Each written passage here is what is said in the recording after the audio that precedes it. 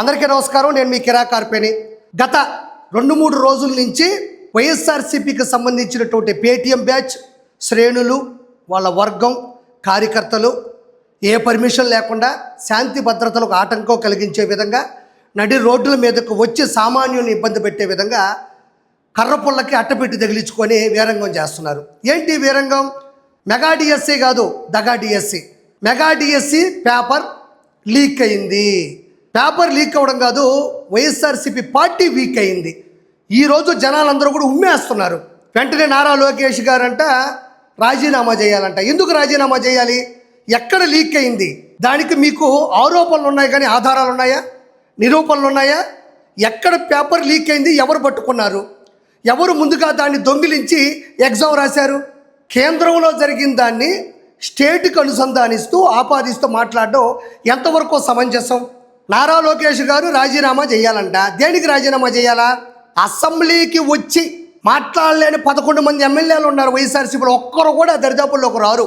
11 సీట్లు ప్రజలు మీకు గెలిపించి ఇస్తే అసెంబ్లీకి రాలేని మీరు కూడా నారా లోకేష్ గారు రాజీనామా చేయాలని ఒత్తిడి. మరి పెద్ద ఒత్తిడి అది. ఎవరు తీసుకుంటారు ఆ ఒత్తిడి? 2019 నుంచి 2024 మధ్యన స్కూల్స్ కావచ్చు, కాలేజీలు కావచ్చు, యూనివర్సిటీలు కావచ్చు, వాటిని కేంద్రీకృతంగా వాటి ఆధ్వర్యంలో మిట్ట మధ్యాహ్నం పట్టపగలు మీరు గంజాయి అమ్మలేదా? మీరు గంజాయి ఎక్కడ అమ్మారు? కాలేజీల్లో, స్కూల్స్లో, యూనివర్సిటీలు అమ్మారు. సరస్వతీ దేవి నిలయమైన ఆలయమైన స్కూల్స్లో, కాలేజెస్లో, యూనివర్సిటీలో మీరు గంజాయి అమ్మారు. ఆ ఉసురు తగిలే కదా ఈరోజు మీరు వెనకబడిపోయింది. మరి టెట్ డిఎస్సి ఎగ్జామ్స్కి నోటిఫికేషన్లు ఇచ్చి జగన్మోహన్ రెడ్డి 30 రోజుల్లోనే పరీక్షలకు ప్రణాళిక రచించాడు. ఇలాంటి తొక్లక పరిపాలన భారతదేశంలో ఏ రాష్ట్రంలో అయినా ఉంటుందా? మరి నేను జాబ్ క్యాలెండర్ ఇస్తాను, మెగా డిఎస్సి నోటిఫికేషన్లు ఇచ్చి ప్రభుత్వ ఉద్యోగాలు ఇస్తానన్నటువంటి జగన్మోహన్ రెడ్డి కల్తీ మద్యం మీద, కల్తీ సారా మీద, కల్తీ రాజకీయాల మీద శ్రద్ధ చూపించాడే తప్ప ఏ రోజైనా జాబ్ క్యాలెండర్ దృష్ట్యా కానీ, మెగా డిఎస్సి నోటిఫికేషన్ దృష్ట్యా కానీ ఒక్కరికైనా ఉద్యోగం ఇచ్చినట్టు ప్రూవ్ చేయగలడా? మరి జగన్మోహన్ రెడ్డికి సవాల్ ఇచ్చినాడు విద్యాశాఖ మంత్రి, ఐటీ శాఖ మంత్రి నారా లోకేష్ గారు. నేను ఏ తప్పు చేస్తున్నా, ఎక్కడ పేపర్ లీకేజ్ అయ్యున్నా, విద్యాశాఖ మంత్రిగా నేను ఎక్కడ ఫ్లాప్ అయ్యి ఉన్నా, నా తప్పిదం ఎక్కడ ఉన్నా నేను లైవ్కి వస్తా. నువ్వు ఏ ఛానల్ రమ్మంటే ఆ ఛానల్కి లైవ్కి వస్తా. నువ్వు ఆరోపణలు ఉన్నాయి కదా, దాని ఆధారాలు, నిరూపణలు పట్టుకొని రా, నన్ను ప్రశ్నించు, నువ్వు నిరూపించు. కోట్ల మంది జనాలు లైవ్లో ప్రత్యక్ష ప్రసారం చూస్తూ ఉంటారు. రా అని ఏ విద్యాశాఖ మంత్రి ఇప్పటి వరకు సవాల్ ఇసర్లా. మరి జగన్మోహన్ రెడ్డి అండుకో, మరి పంపించండి మీ అన్నని అసెంబ్లీకి పంపించలేరు కదా. మరి అదే సాక్షి ఛానల్కైనా వస్తారు నారా లోకేష్ గారు, ఇబ్బంది ఏమీ లేదు. ఆయన నిజాయితీగా ఉన్నాడు. లైవ్ ప్రసారం జరగాల. జగన్మోహన్ రెడ్డి మాదిరిగా ముందుగానే రికార్డ్ చేసి పేపర్ బట్టి మళ్ళీ దాన్ని తుత్తు మాట్లాడే రకం కాదు నారా లోకేష్ గారు. తనను తానే మార్చుకున్న వ్యక్తి రాష్ట్ర. అయితే నేను చివరిగా చెప్పేది ఒకటే, జగన్మోహన్ రెడ్డికి సంబంధించిన మనుషులు కాదు. జగన్మోహన్ రెడ్డే డైరెక్ట్గా నారా లోకేష్ గారితో ప్రత్యక్ష ప్రసారంలో లైవ్ డిబేట్లో కూర్చోవాలా. ఆయన ఏదో అందరినీ రెచ్చగొట్టి అడ్డదిడ్డంగా రోడ్ల మీద అట్టపెట్లు పట్టుకొని తిప్పిస్తున్నాడు కదా. దమ్ముంటే జగన్మోహన్ రెడ్డి నారా లోకేష్ గారితో తలపడాలి, ఎదురుపడాలి, నిజాలు జనాలకు తెలియాలి. నారా లోకేష్ గారితో తలపడే ధైర్యం, దమ్ము ఉందా? నీ దగ్గర ఉన్న ఆధారాలు, నిరూపణలు పెట్టు. అక్కడ జనాలు వెయిట్ చేస్తున్నారు. 32 అక్రమాస్తుల కేసులో జైలుకి వెళ్ళి 16 నెలలు చెప్పుకూడుతున్న జగన్మోహన్ రెడ్డి, బాబాయ్ హత్య కేసులో ప్రధాన అనుమానితుడిగా ఉన్న జగన్మోహన్ రెడ్డి, కల్తీ మద్యం స్కామ్లో ఏ రోజుడికైనా దొరికిపోయే జగన్మోహన్ రెడ్డి, నీతి నిజాయితీగా నికార్సుగా రాష్ట్ర విద్య ముందుకెళ్లడంలో నిరంతరం పటిమను చూపిస్తూ పోరాటం చేస్తున్న నారా లోకేష్ గారిని విమర్శించడం ఇంకా ఏమని చెప్పాలా? జనాలు నవ్వుకుంటున్నారు. జగన్మోహన్ రెడ్డి, నువ్వు ఎలాంటి నిందితుడివి, నువ్వు ఎలాంటి నియంతవి, ఆయన స్థాయి ఏంది, ఆయన తెలివితేటలేంది, ఆయన ఆలోచన పరిజ్ఞానం ఏంది? కాబట్టి నువ్వేం చేస్తున్నావో, ఎలా ఉన్నావో కూడా కొంచెం గుర్తుపెట్టుకో. నారా లోకేష్ గారు విద్యాశాఖ మంత్రిగా, ఐటీ శాఖ మంత్రిగానే కాదు, ఐటీ శాఖ మంత్రిగా పరిశ్రమలు పట్టుకొస్తున్నాడు. లక్షల కోట్ల విలువ చేసే పరిశ్రమలు, లక్షల మందికి ఉపాధి కల్పన. దాంతోపాటు విద్యాశాఖ మంత్రిగా ప్రతి స్కూల్కి వెళ్తున్నాడు, కాలేజీలకు వెళ్తున్నాడు, యూనివర్సిటీకి వెళ్తున్నాడు. ప్రజల పిల్లల భవిష్యత్తుని ఆయన కోరుకుంటున్నాడు. ఆయన చదువుకున్నాడు, ఆయనకు ఆ చదువు విలువ తెలుసు. ఈరోజు రాస్తా రోకోలు, ధర్నాలు, రోడ్డు మీద అడ్డదిడ్డంగా తిరిగే వాళ్ళు ఏమాత్రం చదువుకున్నారు? ఈరోజు ఆర్కే రోజా వెనక నిలబడుకున్న వాళ్ళు మెగా డిఎస్సి ఎగ్జామ్ రాశారా? వాళ్ళు చదువుకుంటున్న వాళ్ళ వయసు ఎంత? ఎందుకు ఈ వీరంగం? ఒకరు కాదు, ఇద్దరు కాదు, 175 నియోజకవర్గాల్లో ఎక్కడ పడితే అక్కడ కావాలనే స్క్రిప్ట్ రాసుకొని జగనన్న మన్ననలు పొందాలని చేస్తున్నటువంటి ఇది తప్పిదం అని నేను మరోసారి గుర్తు చేస్తున్నాను.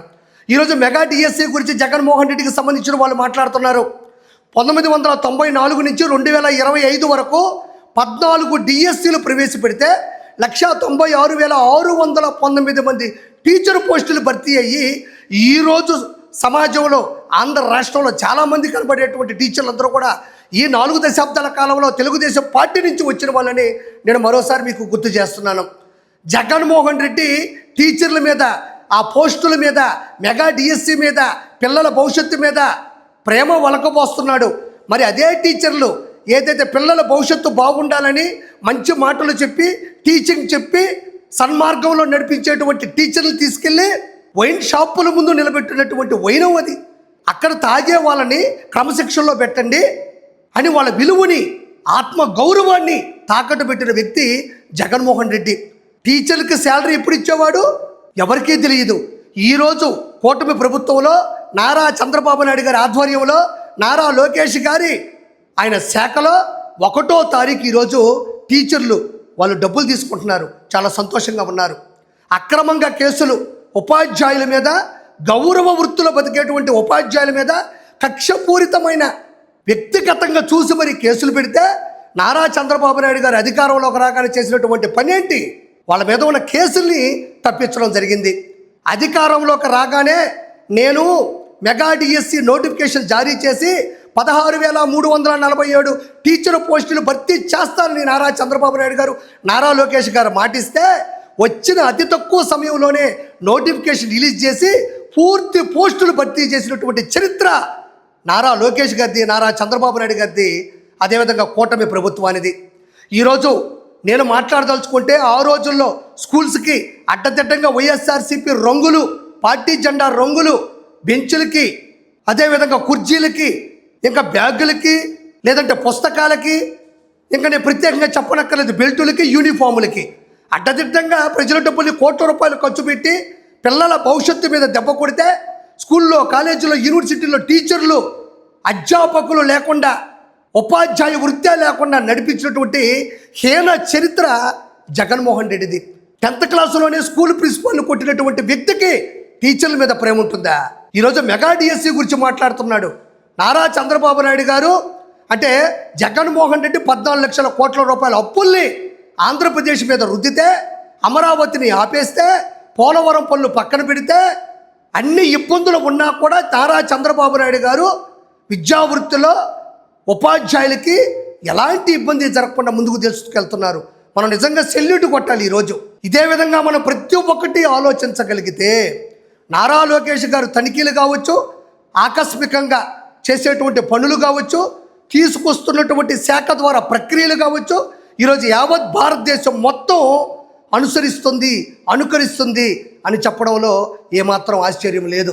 వీళ్ళు ఎంతమంది వచ్చినా సరే, ఎంతమంది అంటే గట్టిగా అరిచేస్తే ఒక 10 మందో, 10,000 మందో, 10 లక్షల మందో, 10 కోట్ల మందో చూస్తున్నాగా మన సోషల్ మీడియా సాక్షిగా గట్టిగా అరిచేస్తే అవతలోళ్ళు తప్పు చేసేసారేమో అనుకుంటారు, అలా ఆపాదిద్దాం అని వైఎస్ఆర్సీపీ వాళ్ళు అనుకుంటే పప్పులో కాలేసినట్టే, తప్పులో కాలేసినట్టే. ఎందుకంటే ఇలాంటి తప్పిదాలు, ఇలాంటి తప్పుడు ప్రచారాలు, తప్పుడు ప్రసారాలు చేయడం వల్లే కదా 2019 నుంచి 2024 మధ్యన వాళ్ళ ప్రభుత్వాన్ని చూసి చీకొట్టి కేవలం 11 సీట్లకే పరిమితం చేశారు ఆంధ్ర రాష్ట్ర ప్రజలు. నేను చివరిగా చెప్పగలిగింది ఒకటే, మీరు ఎంత అరిచినా, ఎంత గీపెట్టినా ప్రజలకి శాంతి అంటే మీరు శాంతి భద్రతలకు ఆటంకం కలిగిస్తున్నారు. గుర్తుపెట్టుకోండి, ప్రజలు ఇవన్నీ గమనిస్తున్నారు. ప్రజలు మెగా డిఎస్సి పేరు చెప్పి మీరు తప్పుదావ పట్టించినప్పటికీ కూడా అడ్డదిడ్డంగా రోడ్ల మీద వాళ్ళని ఇబ్బంది పెడుతున్నది చూసి మీకు ఆ 11లో ఏ ఒక్కటి తీసేస్తారో కూడా నేను చెప్పనక్కర్లేదు. నేను ప్రత్యేకంగా ఫైనల్గా చెప్పగలిగింది ఒకటే, వీళ్ళకి గొడ్డగాల్చి మొహం మీద వేయడం, విష ప్రచారాలు, దుష్ప్రచారాలు చేయడం, విష ప్రయోగాలు చేయడం, అబద్ధాలు చెప్పడం, తప్పుడు ప్రచారాలు ప్రసారాలు చేయడం వెనతో పెట్టిన విద్య. కాకపోతే ప్రజలకి ప్రతి ఒక్కరికి తెలుసు, నారా లోకేష్ గారు, నారా చంద్రబాబు నాయుడు గారు పూర్తి స్థాయిలో మద్దతు ఇస్తున్న పవన్ కళ్యాణ్ గారు, కూటమి ప్రభుత్వం 100కి 100% పనిచేస్తుంది. కాబట్టి ప్రతి ఒక్కరు కూడా ఆలోచించాలి. ఇలాంటి వాళ్ళని 2029లో ఓటుతో బుద్ధి చెప్పాలి. చివరిగా నేను పదే పదే చెబుతున్న చివరి మాట ఒకటే, సచిన్ క్రికెట్ ఆడతాడు, జగన్ అబద్ధాలు ఆడతాడు. Good bye.